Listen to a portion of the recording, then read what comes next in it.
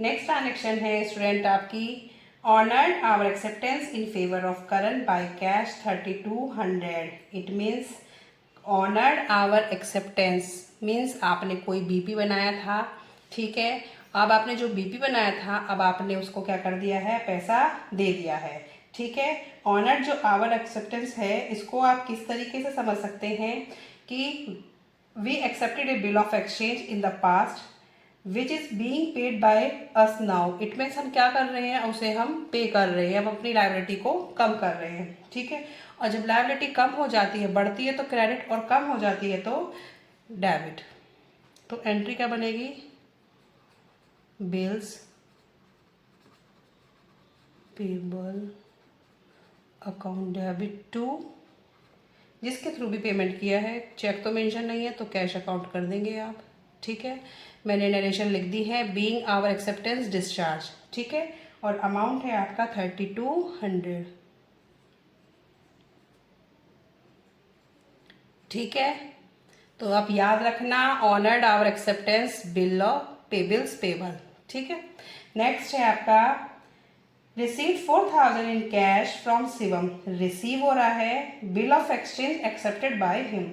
आपने पहले bill of exchange means BR बनाया था, डेटर ना बना के आपने बिल ऑफ एक्सचेंज बनाया था, बीआर बनाया था। अब उससे आपको कितना पैसा मिल गया है, 4000 मिल गए हैं, मैच्योर डेट हो गई होगी उसकी। तो अब आपको जो बीआर बनाया था तो वो असेट होती है, असेट डेबिट।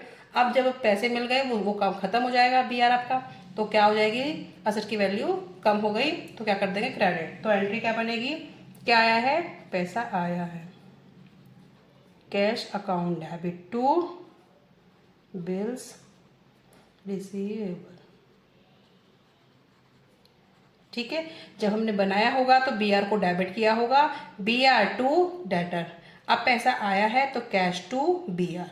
ऐसे ही लायबिलिटी का जब बीपी बनाया होगा तो क्रेडिटर टू बीपी, और जब पैसा दे रहे हो तो बीपी टू कैश, अपोजिट हो जाते हैं। तो दोनों ही याद रखना, honoured our acceptance bills payable, और आपने कोई बिल ऑफ एक्सचेंज रिसीव किया है तो आपका क्या आ जाएगा, पैसा, ये जो आया हुआ है तो बीआर बना देना, ठीक है।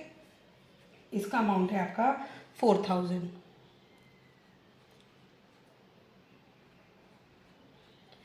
बीइंग बिल्स रिसीवेबल कलेक्टेड, ठीक है। आप इस तरीके की नरेशन डाल देंगे, आप अपनी लैंग्वेज में भी डाल सकते हैं कुछ भी। नेक्स्ट है sold house hold furniture 5000 in cash, paid the money in to business. It means 5000 का आपने क्या कहते हैं, हाउस होल्ड फर्नीचर सेल किया, और जो पैसा आया उसे हमने क्या कर दिया, अपने बिजनेस में लगा दिया है। तो जो पैसा आया, what's come in debit according to real account, cash account debit to क्या करेंगे, कैपिटल, कैपिटल अकाउंट। कितना है, 5000। क्या किया, पुराना फर्नीचर बेचा और उस पैसे को हमने बिजनेस में इन्वेस्ट कर दिया, तो कहीं भी फर्नीचर शो नहीं करेंगे।